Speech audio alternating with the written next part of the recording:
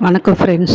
லக்ஷ்மி அவர்கள் எழுதிய நிலா சாப்பாடு சிறு கதை தொகுதியிலிருந்து ஒரு சிறு கதை. வெள்ளித்திரையில் படம் ஓடிக்கொண்டே இருந்தது. உயர்ந்த வகுப்பு டிக்கெட்டை முன்கூட்டியே தயாராக வாங்கி வந்திருந்த அத்தம்பதிகள் இருவரும் படத்தை ரசித்தவர்களாக தென்படவே இல்லை. அருகில் அமர்ந்திருந்த கணவன் முகத்தை கடை கண்ணால் அடிக்கொரு தடவை கவனித்து கொண்டிருந்த லலிதாவிற்கு துக்கமும் பொறாமையும் குமுறிக்கொண்டு வந்தன. படம் பார்ப்பதற்கு முன் உற்சாகத்துடன் தென்பட்ட அவள் கணவன் நடராஜன் கற்சிலை போல் உட்கார்ந்திருந்தான். அவனது உள்ளத்திலே அது சமயம் ஏற்பட்ட உணர்ச்சி போராட்டத்தின் அளவை நன்கு உணர்ந்தாள் லலிதா. அவ்வளோ தூரம் அவன் மனம் கலங்கி போய்விடுவான் என்று அவள் ஒரு நாளும் நினைத்ததே இல்லை. பழைய சம்பவம் தானே மறந்திருக்கக்கூடும் என்று நினைத்து அலட்சியமாக இருந்தாள் அவள். ஆனால் அவன் அதை இன்னும் மறக்கவே இல்லை என்பதற்கு அறிகுறி போல் அவள் பக்கம் திரும்பி கூட பார்க்காமல் உட்கார்ந்திருந்தான். கொந்தளித்து கொண்டிருந்த அவளது மன உணர்ச்சிகளை அலசி பார்த்து கொண்டிருந்த லலிதாவிற்கு வாய்விட்டு அழ வேண்டும் போல் துக்கம் பொங்கி கொண்டு வந்தது. லலிதாவிற்கு தெரிந்த கதைதான் அது. அனந்த கிருஷ்ண ஐயரின் மூத்த பிள்ளை நடராஜன் தன்னுடன் கலாசாலையில் சேர்ந்து படித்த ரேவதி என்னும் ஒருத்தியை மணந்து கொள்ளப் போகிறானாம் என்ற விஷயம் நகரத்து பெரிய மனிதர்கள் வட்டாரத்தில் பேசி கொள்ளப்பட்டது. ரேவதியை மணந்து கொள்ள வேண்டிய நடராஜனுக்கு பெற்றோர்கள் லலிதாவை நிச்சயித்தார்கள். கலப்பு விவாகத்தை ஆதரிக்க முடியாது என்று மறுத்த அனந்த கிருஷ்ண ஐயர் அப்படி விபரீதமாக ஏதாவது நடராஜன் செய்தால் தாம் தற்கொலை செய்து கொண்டு விடுவதாக பயமுறுத்தினார். அதற்கு நடராஜன் என்ன பதில் சொன்னான், கடைசியில் லலிதாவை மணந்து கொள்ள எப்படி மனம் ஒப்பினான் என்பதெல்லாம் லலிதாவிற்கு இன்று வரை தெரியவே தெரியாது. லலிதாவின் விவாகத்தை பற்றி கேள்விப்பட்ட அவளது கலாசாலை தோழிகள் சிலர் விவாகத்திற்கு சில நாட்களுக்கு முன்பு அவளிடம் ஜாடையாக நடராஜன் ரேவதி காதல் விஷயத்தை சொன்னார்கள்.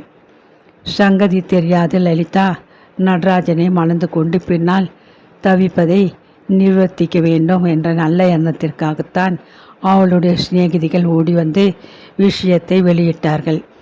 ஆனால் லலிதாவிற்கு விஷயம் முன்பே தெரியும் என்பது அவர்களுக்கு தெரியாது. லலிதா இந்த பூச்சாண்டிகளுக்கெல்லாம் பயப்படவில்லை. பெண் பார்க்க வந்த நடராஜன் அவளை மணந்து கொள்ள ஒப்பினான் என்றால் என்ன அர்த்தம்? பெண்ணை பிடித்திருக்கிறது என்று தானே நிச்சயிக்க வேண்டும். லலிதாவை நடராஜன் மனதிற்கு பிடித்து வளர்ந்து கொள்கிறான். பிடிக்கவில்லை என்று ஒரு வார்த்தை அவன் கூறினால் நகரத்தில் அவனுக்கு பெண் கொடுக்க எத்தனையோ பெரிய மனிதர்கள் தயாராக இருந்தனர். அனந்த கிருஷ்ண ஐயரையுடைய அந்தஸ்து சொத்தும் நடராஜன் ரேவதி காதல் சங்கதியை ஆழ குழி தோண்டி அதில் நன்றாக புதைத்து வைக்கும் சக்தியை உடையனவாக இருந்தன. புக்ககம் வந்து 3 வருஷங்களாகியும் லலிதா ஒரு நாள் கூட நடராஜனிடம் ரேவதியை பற்றிய விஷயத்தை கேட்டதே இல்லை. சில பெண்களைப் போல் கணவனது கடந்த நாள் வாழ்க்கையை பற்றி அறிந்து மனதை கலக்கி கொள்ளும் வகையை சேர்ந்தவள் அல்ல லலிதா. நடராஜனும் ரேவதியை பற்றி ஒரு வார்த்தை கூட அவளிடம் சொன்னதில்லை. ஏன், அவர்கள் குடும்பத்தில் மாமனார் மாமியார் ஓரக்தி மைத்துனர் யாவரும் அந்த பழைய விஷயத்தை பற்றி பேசுவதில்லை. லலிதா நடராஜனின் மனைவி என்று வீட்டிற்குள் நுழைந்த அத்தினமே ரேவதி காதல் நாடகம் சமாதியை அடைந்து விட்டது என்றே கூற வேண்டும். பெண்களுக்கு உண்டான இயல்பான சஞ்சல சுபாவப்படி 2 சமயம் திடீரென்று லலிதாவிற்கு நடராஜன் மீது கொஞ்சம் அவநம்பிக்கை ஏற்படும்.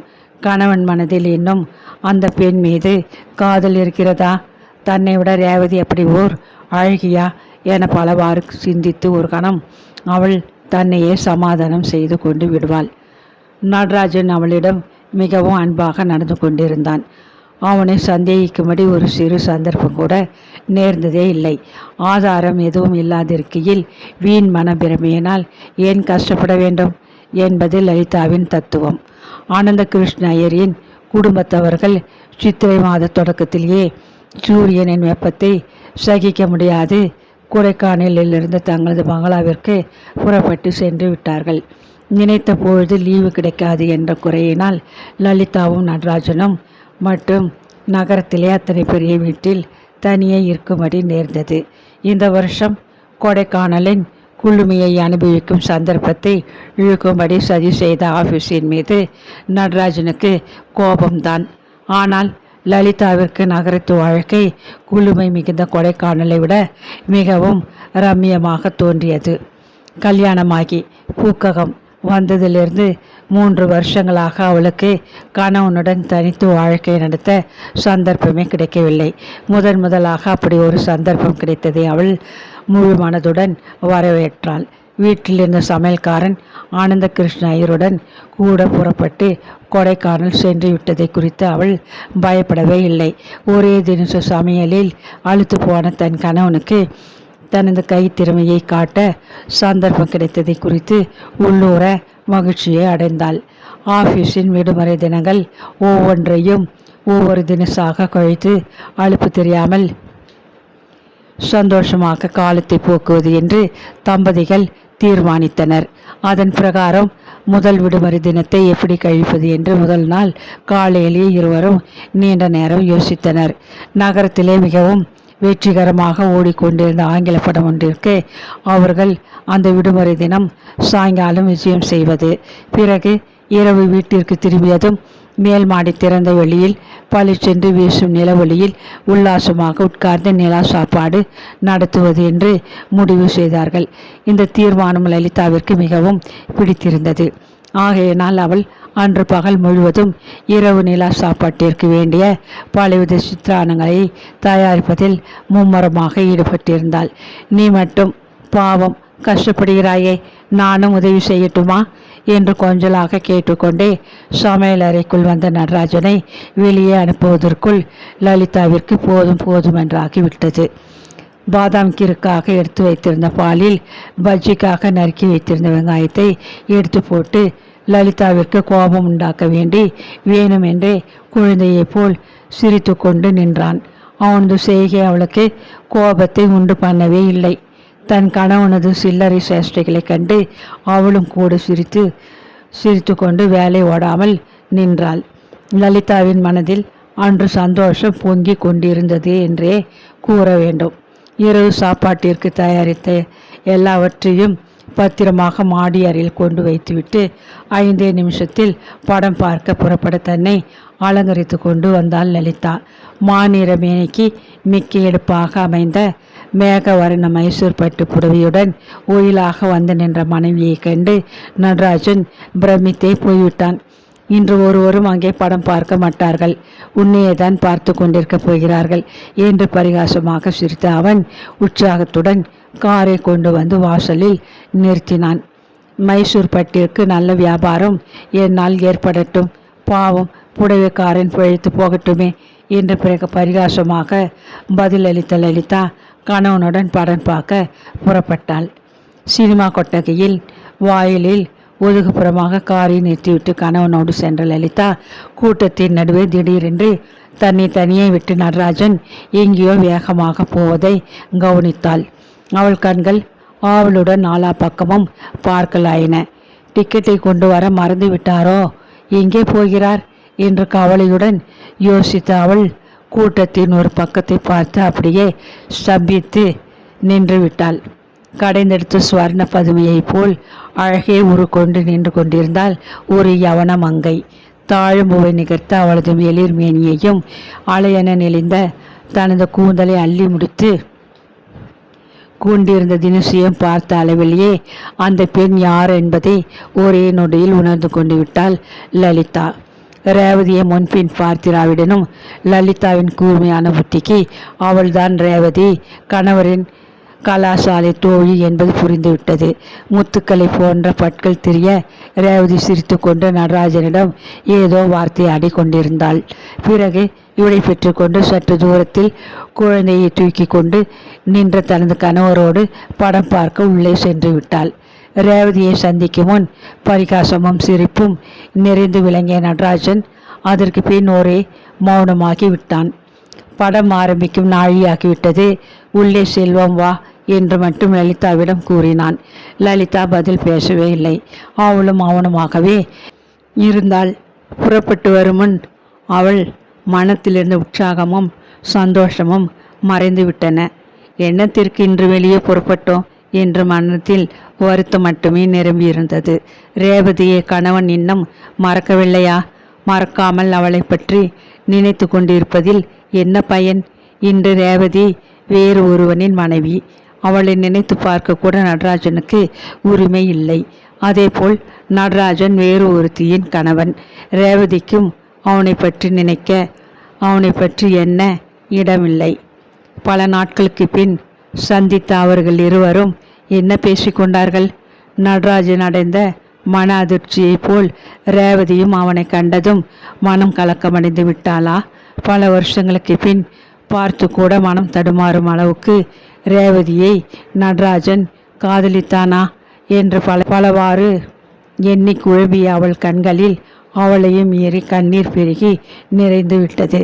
நடராஜன் தன்னை பார்க்கிறானா என்று கடைக்கண்ணால் கவனித்துவிட்டு கண்ணீரை துடைத்து கொண்டாள் லலிதா. படத்தில் இடைவேளி வந்தது. நடராஜன் இடத்தை விட்டு அசையாது அப்படியே உட்கார்ந்திருந்தான். முகத்தில் பிரகாசமெல்லாம் போய் பேய் அறையப்பட்டவனை போன்றதொரு முகக்குறி அவன் முகத்தில் காணப்பட்டது. லலிதா தானே பேச விரும்பவில்லை.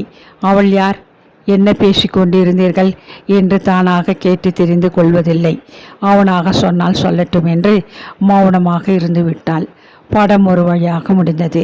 மௌனமாக தம்பதிகள் இருவரும் வீடு வந்து சேர்ந்தார்கள். வேர்வை படிந்த ஆடைகளை களைந்துவிட்டு வேறு உடுத்தி கொண்டு முகத்தை அழுப்பிக்கொள்ள குளிக்கும் அறைக்குள் சென்ற லலிதாவின் துக்கம் தாங்க முடியாது குமரிக்கொண்டு கண்ணீராக வெளிப்பட்டது. அவள் யார்? அவளிடம் பேசிக்கொண்டிருந்த விஷயம் இதுதான் என்று உண்மையை லலிதாவிடம் ஏன் நடராஜன் சொல்லக்கூடாது? புறப்படும் முன் வாய் ஓயாது பேசி சிரித்து கொண்டிருந்த புருஷன் திடீரென்று மௌனமாகிவிட்டதை பற்றி மனைவி விகல்பமாக நினைத்து கொள்ள மாட்டாளா? ஏன் தான் முகவாட்டமாக இருக்கிறாரோ என்று எண்ணி உள்ளம் வருந்த மாட்டாளா? ஏன் நடராஜன் கொஞ்சமும் லலிதாவை பற்றியோ அவளது மன உணர்ச்சிகளை பற்றியோ சிந்தித்ததாக தோன்றவில்லை. பல வருஷங்களுக்கு முன் காதலித்த ஒரு பெண்ணை மறுபடியும் சந்தித்த ஒரு வினாடியில் மனம் தடுமாறி போன நடராஜன் இன்பத்தையும் துன்பத்தையும் பகிர்ந்து கொள்ள உடன்பட்டு வாழ்க்கைப்பட்ட லலிதா மீது கொஞ்சமேனும் அன்பு வைக்கவில்லை. இப்படி பல எண்ணிய லலிதாவிற்கு என்றைக்குமே ஏற்படாத ஒருவித பொறாமையும் கோபமும் மனத்தில் எழுந்தன. நடராஜன் மாடிக்கு வந்தபொழுது நிலா சாப்பாட்டுக்கு தயாராக இருப்பதற்கு பதில் லலிதா படுக்கையில் இழுத்து போர்த்தி கொண்டு படுத்திருந்தாள். அவளையும் ஏறி கொட்டி கொண்டிருந்த கண்ணீர் துளிகள் அவளது கன்னத்தின் மீது சுடுசுட விழுந்து கொண்டிருந்தன. என்ன, சாப்பிட மறந்து விட்டாயா?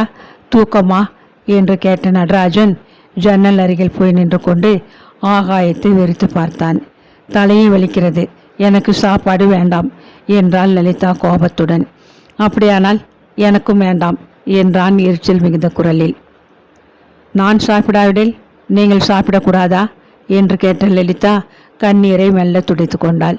பதில் பேசாது வேகமாக அறையை விட்டு வெளியேறினான் நடராஜன். மாடிப்படிகளை வேகமாக கடந்து செல்லும் ஓசை கேட்டு எழுந்து ஓடி சென்று பார்த்தாள் லலிதா. அதற்குள் வாயிலில் நின்று கொண்டிருந்த கார் புறப்பட்டு விட்டது. வாயிற்கதவை சாத்தி கொண்டு மாடியில் திறந்து வெளிக்கி வந்தாள் லலிதா. நிலா சாப்பாட்டிற்காக அங்கே தயாராக வைத்திருந்த சாமான்களை பார்த்து அவள் மனது மிகவும் கஷ்டப்பட்டது. எத்தனை சிரமத்துடன் தயார் செய்தோம். அவர் கோபித்து கொண்டு சாப்பிட ஹோட்டலுக்கு கிளம்பிவிட்டாரே என்று மனம் வருந்தினாள். குளிர்ந்த நில ஒளி அவளது கொதித்த மனதில் மெல்ல மெல்ல சாந்தியை உண்டு பண்ணியது. நடந்தது நடந்துவிட்டது. இதற்காக ஏன் இந்த பொறாமை? இப்பொழுது என்ன குடிமூழ்கிவிட்டது? ரேவதியை பார்த்தான். பழைய நினைவுகளில் மனம் கலங்கி போனான் என்பதை தவிர நடராஜன் வேறு என்ன குற்றத்தை செய்து விட்டான்? பசியுடன் வீட்டிற்கு வந்த கணவனை அடித்து விரட்டுவது போல் முகத்தை சுழித்து தன் மனஸ்தாபத்தை வெளிக்காட்டியது எத்தனை மதியீனம் என்று எண்ணி பச்சதாபம் அடைந்தாள் லலிதா. இதுவரை அவள் ரேவதியை பற்றி அவனிடம் ஒன்றுமே கேட்டதில்லை. இன்று மட்டும் ஏன் அந்த அல்பமானதொரு ஆசை அவள் உள்ளத்தில் எழ வேண்டும். பலவாறு எண்ணிக்கொண்டிருந்த அவள் சிந்தனை கீழே கார் வந்து நிற்கும் சப்தம் கேட்டு தடைப்பட்டது. அவசரமாக ஓடிச் சென்று கணவனுக்கு வாயிற்கதவை திறந்து விட்டாள். ஒரு ஹோட்டலிலும் சாப்பாடு கிடையாதாம். ராத்திரி 8 மணிக்கு மேல் மனிதன் இந்த ஊரில் ஹோட்டலை நம்பினால் பட்டினிதான் கிடைக்க வேண்டும் என்று வெறுப்புடன் கூறிய வண்ணம் உள்ளே நுழைந்தான் நடராஜன். அப்பாப்பா, எத்தனை கோபம்! நான் எழுந்து வருவதற்குள் இப்படியா பறந்து விடுவீர்கள்? நீங்கள் ஹோட்டலில் போய் சாப்பிட்டால் நான் சமைத்த சித்திரானங்களை யார் சாப்பிடுவது என்று மெல்லச் சிரித்தாள் லலிதா. அதுவரை ஒன்றுமே நடக்காதது போல் பதில் பேசாது அவளை பின்தொடர்ந்து மாடிக்கு வந்தான் நடராஜன். இலை போடட்டுமா என்று கேட்ட லலிதா அவனது முகத்தை கூர்ந்து பார்த்தாள். சாயங்காலம் தென்பட்ட ஏமாற்றமோ சற்று முன் தென்பட்ட கோபக்குறியோ கொஞ்சமும் அதில் இல்லை. அதற்கு பதில் விவரிக்க முடியாத சாந்தம் அவன் முகத்தில் பரவியிருந்தது. நிலவொளி அவனது மூளையையும் குளிர்ச்சி செய்துவிட்டது போலும். இலை போடு, ரொம்ப பசிக்கிறது என்றான் மெல்லிய குரலில். அது சமயம் வெள்ளி தட்டென பிரகாசித்த சந்திரனை கருமேக கூட்டம் ஒன்று மறைத்து கொண்டதை லலிதா கவனித்தாள். மனிதர்களது வாழ்க்கையிலும் அப்படித்தான். சஞ்சலம் என்ற கருமேகம் எப்பொழுதாவது ஒரு சமயம் புத்தியை மறைக்கின்றது. கருமேகம் விலகிய பின் ஒளியுடன் பிரகாசிக்கும் சந்திரனை போல் புத்தியும் தனது பழைய நிலையை அடைந்து விடுகின்றது என்ற ஓர் உண்மை அவள் உள்ளத்தில் உதித்தது. அதே சமயம் சந்திரனும் மேகக்கூட்டங்களினின்றும் வெளிப்பட்டு பிரகாசமாக தன் கிரணங்களை மாடியின் திறந்த வெளி மீது பொழிய ஆரம்பித்தான்.